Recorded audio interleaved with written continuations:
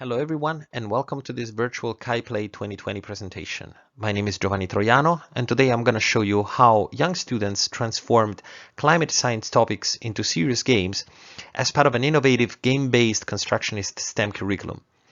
This was a shared effort between Northeastern University, Boston University and the Turk Institute, and this research is part of a larger project called Building Systems from Scratch, which was funded by NSF.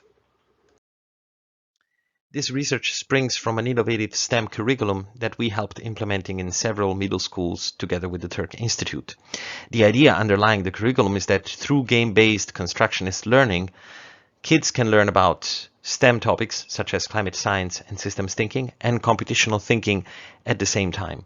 However, for today's presentation, we're not going to touch upon their learning of computational thinking as this is out of the scope of this particular project. So we had three main objectives that motivated our work. First and foremost, we wanted to understand what kind of games students make. When they're confronted with the topic of climate science or various topics related to climate science, how would they transform them into game? How would they translate, for example, the dynamics of ice-albedo feedback into game mechanics? Second, we wanted to find a way to score student games, but not score in the traditional sense, such as, for instance, scoring the quality of their games on a scale from 1 to 10 or from D to A or something like that. Rather, we wanted to understand how we could deal with the problem of uncritical relativism in constructionist learning. So for that matter, we looked at a framework for designing serious games called the Triadic Game Design to understand how we could systematically assess these games and what would be the best way to judge these games and, so to speak, score them.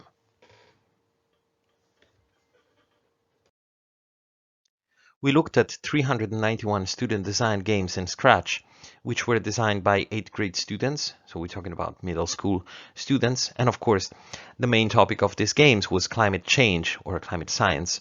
So these games were supposed to represent or embed the knowledge that these kids gathered through the course about climate science in form of game design. And we used the Triadic Game Design, as said earlier, to assess the balance between reality, meaning, and play in these games. And we did it by creating a very simple set of metrics.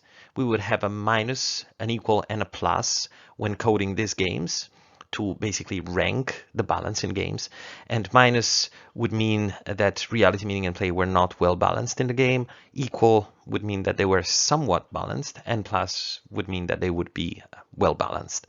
So to define the game genre, because of course we're looking at game designed by students and we want to know what kind of game genre they have chosen to be inspired in their design, we looked at the game genre classification in HCI proposed by Heinz and Lowe.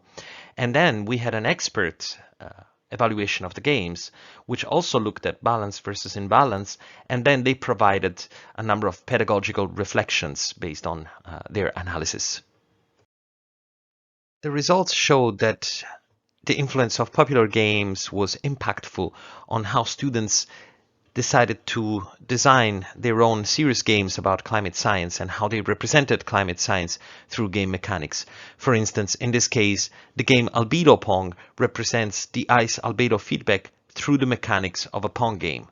And this is consistent with previous work in constructionist learning.